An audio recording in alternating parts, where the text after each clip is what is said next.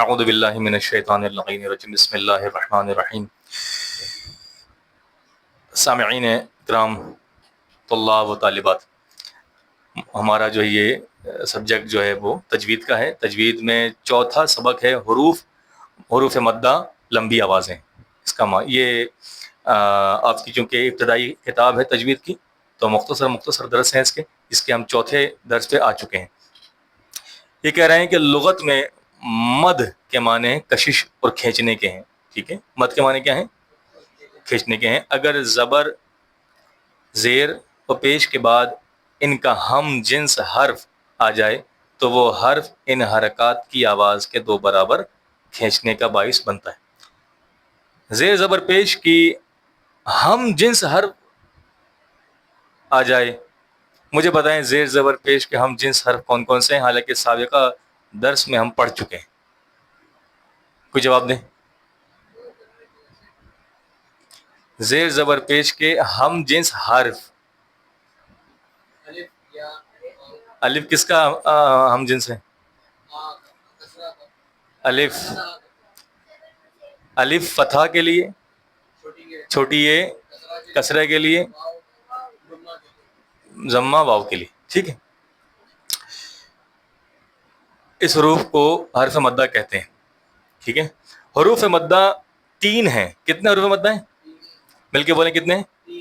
یہ سوال ہوگا جب ٹیسٹ ہوگا اس بک کا، تو سوال ہوگا۔ اب بولیں الف مدہ، یا مدہ، واو مدہ۔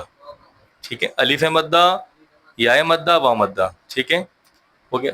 اب ہم یہاں ترتیب کے ساتھ ان کی شکل، نام، تلفظ سے متعلق تفصیلات بیان کریں گے۔ ٹھیک، الف مدہ، اگر کسی زبر والے حرف کے بعد الف آ جائے تو یہ الف اس زبر کی آواز کو دو برابر کھینچنے کا باعث بنتا ہے، اسی لیے اسے الف مدہ کہتے ہیں۔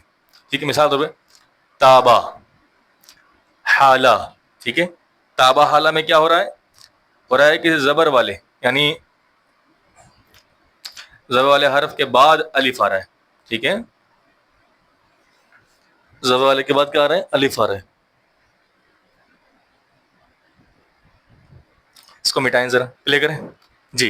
ادھر دیکھیں، انہوں نے جو مثال دی ہے وہ دی ہے تابا کی۔ تا پہ زبر ہے، اس کے بعد کیا ہے؟ اس کا ہی ہم جنس ہے الف۔ ٹھیک ہے، تو کہہ رہا ہے کسی زبر والے حرف کے بعد الف آ جائے تو یہ الف اس زبر کی آواز کو دو برابر کھینچنے کا وجہ بنتا ہے، اور اس لیے اسے الف مدہ کہتے ہیں۔ ٹھیک ہے، تا زبر تا، با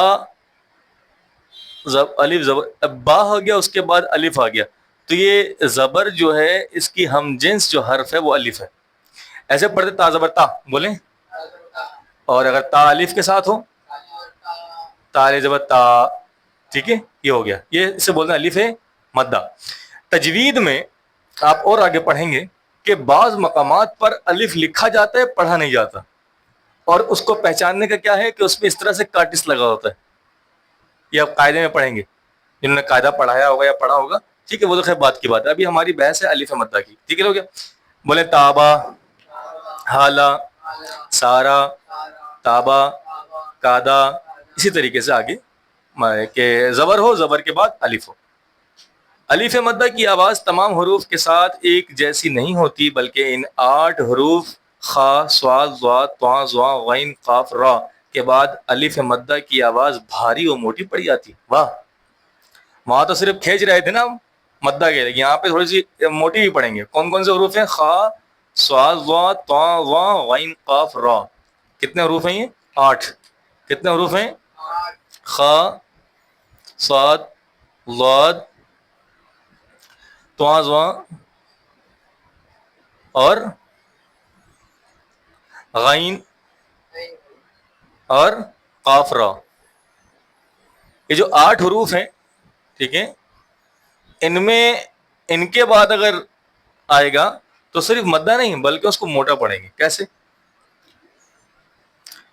اچھا، بعد الف مدہ کی آواز بھاری اور موٹی پڑی جائے گی، یعنی اردو میں الف مدہ کی آواز کی طرح، لیکن باقی 20 حروف کے بعد اس کی آواز باریک اور نازک پڑی جائے گی۔ ٹھیک ہے، باقی 28 حروف ہے نا، تو بقیہ 20 میں نازک اور پتلی پڑی جائے گی. لیکن ان کے بعد اگر الف آ جائے, یہ آپ کو محسوس بھی کیا ہوگا آپ نے, ان کے بعد الف آ جائے تو الف مدہ بھی ہوگا لیکن ساتھ ساتھ تھوڑا موٹا بھی پڑھا جائے گا. لکھ لیجئے, اس کو چاہیں تو نوٹس کر لیجیے. اس کی مثال کیا ہے؟ خافا, مل کے بولیں کیا ہے؟ خوفا.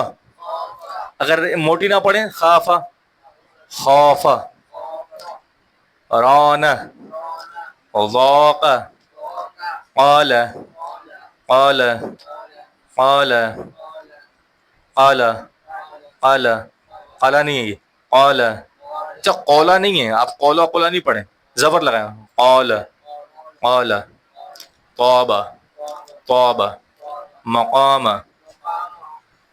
ٹھیک ہے, یہ میم کی وجہ سے نہیں, قاف کی وجہ سے. ٹھیک ہے,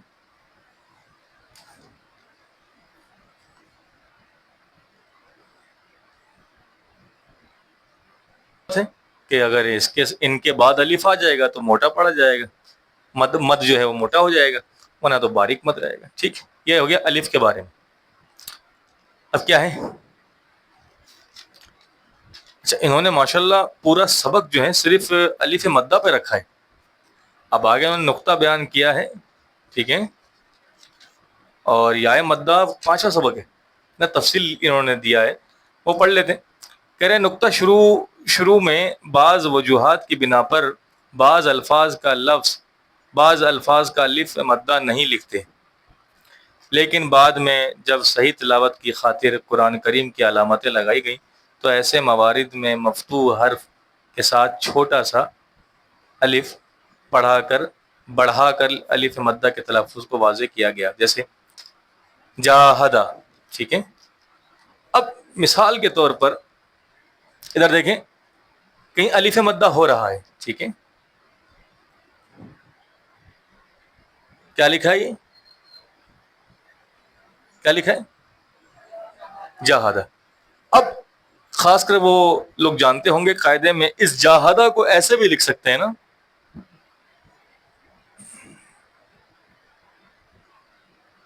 اس جاہدہ کو کھڑا زبر یعنی الف مدہ کا ایک مخصوص, انہوں نے ایک اشارہ بھی, علامت بتا دیا, کھڑا زبر. جہاں کھڑا زبر ہوگا سمجھیں گے الف مدہ ہے.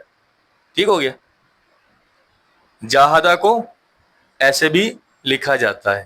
ٹھیک ہے, ایسے ہی مساجد کو دیکھو ایسے بھی لکھتے ہیں,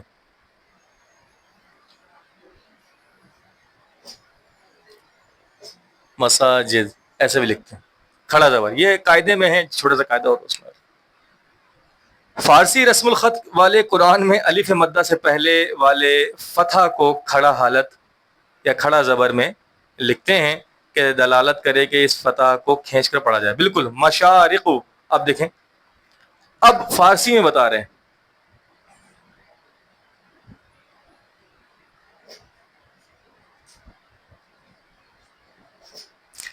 اب جس نے پڑھا ہوگا وہ کہے گا ٹھیک ہے قبلہ, یہ جو ہے نا یہ الف مدہ ہے, یہ شین پر زبر ہے بعد میں الف ہے. تو کہہ رہے ہیں فارسی والے اس کا اشارہ بھی کر دیتے ہیں. وہ کیا کرتے ہیں, یہاں پہ کھڑا زبر لگا دیتے ہیں یہاں پر, تاکہ آپ اس کو الف مدہ پڑھیں. کھڑا زبر کیوں لگاتے ہیں؟ تاکہ اس کو آپ الف مدہ پڑھیں. فارسی والے ایسا کرتے ہیں تاکہ آپ اس کا الف مدہ پڑھیں. اچھا, اردو والے میں بعض اوقات ایسا نہیں ہوتا, وہ کہتے ہیں کہ جب آپ کو پتہ ہی ہے کھڑا زبر کا مطلب الف مدہ ہے تو الف لکھنے کی ضرورت کیا ہے, ڈائریکٹ کھڑا زبر ہی کرتے ہیں. لیکن فارسی والے الف بھی لگاتے ہیں, اور وہ جو کھڑا زبر لگاتے ہیں سمجھانے کے لیے کہ یہاں پہ الف مدہ پڑھنا ہے. بھائی سب ساتھ ہیں کہ نہیں, سو تو نہیں رہے. کھڑا زبر کس کی علامت ہے؟ الف مدہ کی علامت. ٹھیک ہو گیا شبانہ. اس کے بعد جن موارد میں الف مدہ نہیں لکھا گیا ان میں فارسی نیز اردو رسم خط والے قرآن میں حرف کے فتح کو کھڑی حالت کھڑا زیر میں لکھتے ہیں تاکہ دلالت کرے کہ اس زبر کو کھینچ کر پڑھا جائے. ٹھیک ہے, جن موارد میں الف مدہ نہیں لکھا گیا, الف مدہ نہیں لکھا گیا, ٹھیک ہے, لکھا نہیں گیا الف مدہ, اور ان میں فارسی نیز اردو رسم الخط والے قرآن میں حرف کے فتح کو کھڑی حالت کھڑا زبر میں لکھا گیا دلالت کرے. ٹھیک ہے, وہی بات ہے, وہی چیز جو پہلے میں نے بتائی تھی آپ کو. ایسا لکھا ہوتا ہے الہا، کیا لکھا ہے یہ کھڑا زبر ہے.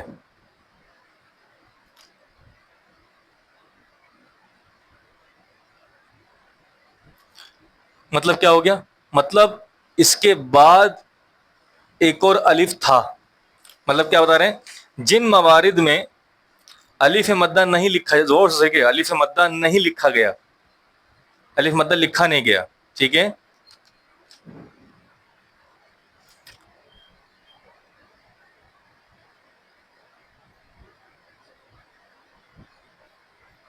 یہ ہوگا نا الف مدہ بھائی، یہی ہوگا نا الف مدہ، لکھ دیں گے، ٹھیک ہو گیا. اگر لکھ دیتے تو یہ ہوتا،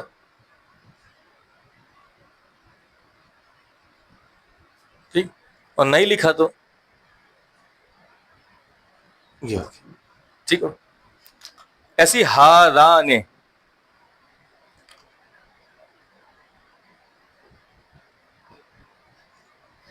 ٹھیک ہے، ہاذا ہے، ہاذان. اب انہوں نے ہا کے اوپر یہاں لگا دیا کھڑا زبر، تو اصل میں یہ ایسے ہونا چاہیے، ٹھیک ہے. تو انہوں نے ڈائریکٹ کھڑے زبر سے لکھا صرف. اس کے بعد آج کے عربی رسم الخط کے مطابق الف مدہ سے پہلے فتحہ نہیں لکھا جاتا، صرف الف کے لکھنے پر اکتفا کرتے ہیں. اس لیے آخری سالوں میں بعض کاتبین نے قرآن میں بھی اسی روش کی پیروی کرتے ہوئے الف مدہ سے پہلے فتحہ لکھنا چھوڑ دیا، جیسے ما کانا لنا فخانتا ہما، ٹھیک ہے. جیسے مثال ما کانا، یا کانا کو لے لیتے،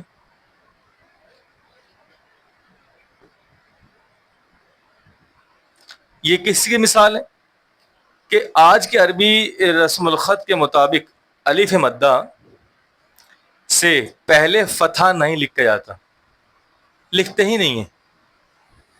الف مدہ یہاں پہ کیا ہے؟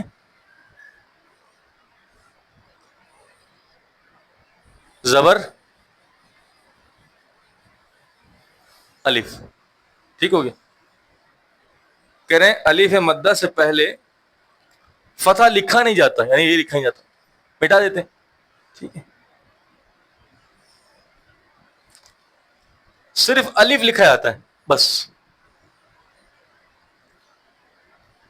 صرف الف لکھا جاتا ہے. اس لیے آخری سالوں میں بعض کاتبین نے قرآن میں بھی اسی روش کی پیروی کرتے ہوئے مدہ سے پہلے فتح لکھنا چھوڑ دیا ہے، جیسے ما کانا. اب کانا میں کیا ہے؟ بس یہی پڑھ دیں، کانا زبر لکھا ہی نہیں.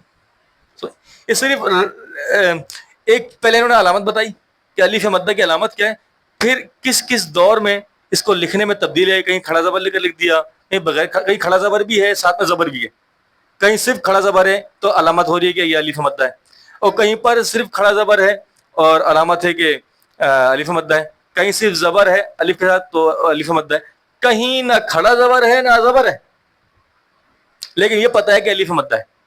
جیسے کہ آج کے دور میں کانا میں کیا الف مدہ ہے؟ کانا ہے، بالکل ہے. یہ کاف پہ زبر ہے، ساتھ میں الف ہے، لیکن انہوں نے لکھا ہی نہیں. یہ خود کہہ رہے ہیں کہ آنے والے دور میں اس کو لکھنا چھوڑ دیا گیا، تو اب یہ ایسی سمجھ میں آ رہا ہے. ٹھیک ہے، تو بس یار اسی کی مشق ہے. اب اس کی مشق آپ لوگ کریں گے انشاءاللہ. وصلی اللہ علی محمد وعلیہ الطیبین الطاہرین.